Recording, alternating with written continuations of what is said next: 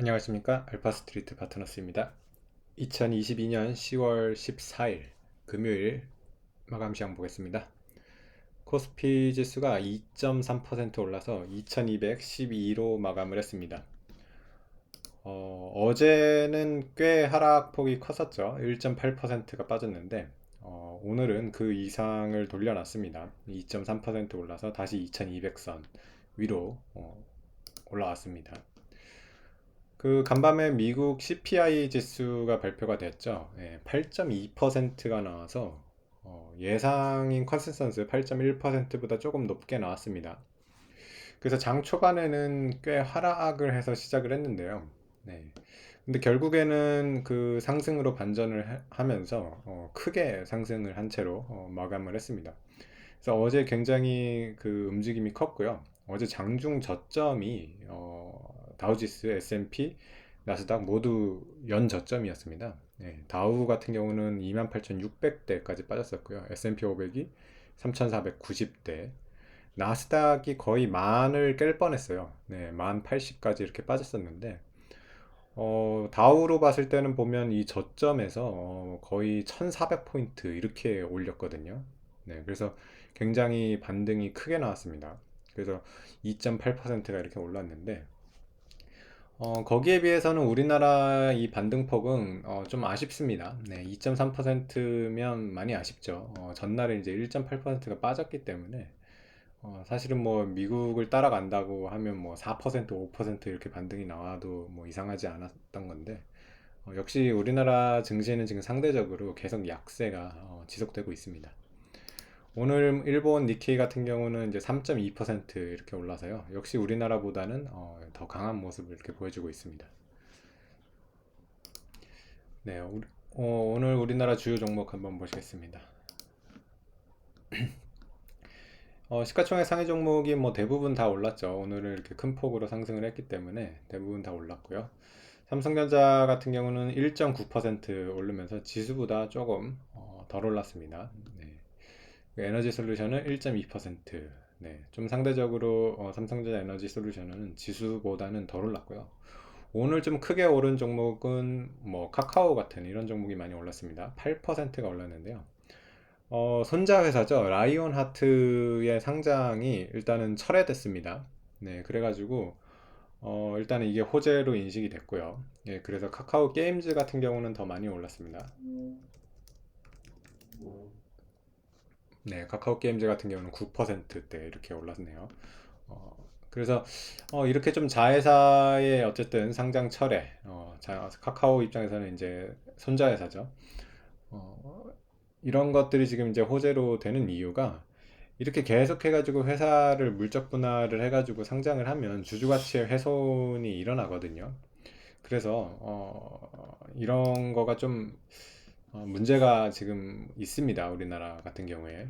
그래서 좀 이 주주 가치에 대해서 좀 신경을 써줬으면 좋겠습니다. 카카오 같은 경우는 그런 거에 대해서 지금 상당히 문제가 많다고 이렇게 지적이 되고 있거든요. 그리고 올해 이제 굉장히 많이 빠진 주식이기 때문에 이렇게 뭐 8%가 올라봤자 뭐 사실은 그렇게 간에 기별도 안 가죠. 네. 그래서 카카오 같은 이런 회사가 좀 장기적으로 이렇게 올라가려면 역시 주주 가치에 대해서 좀 더 회사가 신경을 많이 써야 될 것 같습니다. 뭐 다른 종목도 좀 보시면 네이버도 오늘은 좀 상승폭이 컸고요. 4%대. 네, 셀트리온이 5%대 이렇게 올랐습니다. 그리고 카카오뱅크 역시 카카오 그룹주들이 많이 올랐어요. 5%대 이렇게 올랐고요. 네, 그 정도가 이제 상승폭이 좀 컸던 것 같고요. 뭐 SOL 같은 경우도 한 4%대 이렇게 꽤 올랐습니다. 그래서 오늘 우리나라 증시 같은 경우는 이렇게 좀 반등이 나오기는 했는데 역시 뭐 이렇게 상승폭은 좀 아쉽습니다. 네. 일본보다도 훨씬 못 올랐고요. 올해 이제 이렇게 성과를 보면 니케이가 5.9% 이렇게 빠져가지고 가장 좋고요. 다우가 17% 빠졌고 코스피는 여전히 지금 25% 이상 이렇게 빠져 있는 상태라서 참 코스피가 반등이 좀 많이 나왔으면 좋겠습니다.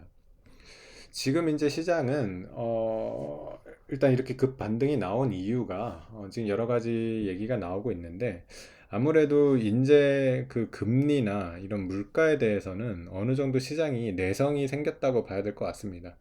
8.2% 물가가 굉장히 높은 수준이기는 하지만은 어쨌든 피크 아웃에 대한 기대감이 있습니다. 지금 3개월 연속 이렇게 물가가 조금씩이라도 빠졌기 때문에 이제 물가가 정점을 찍은 거 아니냐라는 기대가 있어요. 근데 아직 뭐 그게 확실하다고 이렇게 얘기할 수는 없겠죠. 어느 정도 이제 기대가 있기 때문에 기대가 있는 그런 상황에서 지수가 너무 낮았기 때문에 이렇게 큰 반등이 나왔고요. 지금 금리 같은 경우도 미국 같은 경우는 연준이 뭐 내년 봄까지 이렇게 금리 인상을 하더라도 한 5% 이상 그렇게 훨씬 넘을 것 같지는 않거든요. 지금 높게 보는 그 수준이 5% 정도라서 5% 정도의 금리가 이미 어느 정도 시장에 반영이 돼 있다고 봅니다. 지금 2년물 같은 경우 4.4%고요. 10년물 같은 경우는 4%대까지 갔다가 4%를 이렇게 넘어서 안착하지는 못하고 4%만 오면 이제 다시 떨어집니다. 3.89 이런 상황인데 우리나라 같은 경우도 4.2 정도에서 지금 계속 있고요. 우리나라 같은 경우는 아마 미국의 5% 금리를 따라가지는 못할 것 같고요. 한국은행 같은 경우는 지금 뭐 3.75 정도가 금리 인상의 피크가 아닌가 이렇게 보고 있습니다. 그래서 이런 금리나 이제 이런 물가에 대해서 이제 시장이 조금 둔감해지면 기업들이 이제 주가가 올라갈 수 있는 힘은 역시 실적에 이제 달려 있다고 봐야 될 것 같습니다. 그래서 최근에 이제 보면 펩시 같은 회사가 호실적을 발표를 하면서 올랐었죠. 이게 이제 실적 발표한 날도 4%가 올랐는데 어제도 이렇게 3%가 올랐습니다.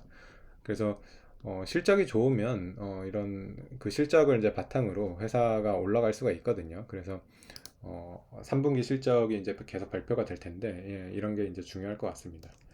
역시 마찬가지로 TSMC 같은 경우도 이제 실적 발표가 있었는데요. 네, 그러다 보니까 실적이 잘 나오니까 이렇게 많이 올라왔습니다. 3.9% 이렇게 올라왔고요.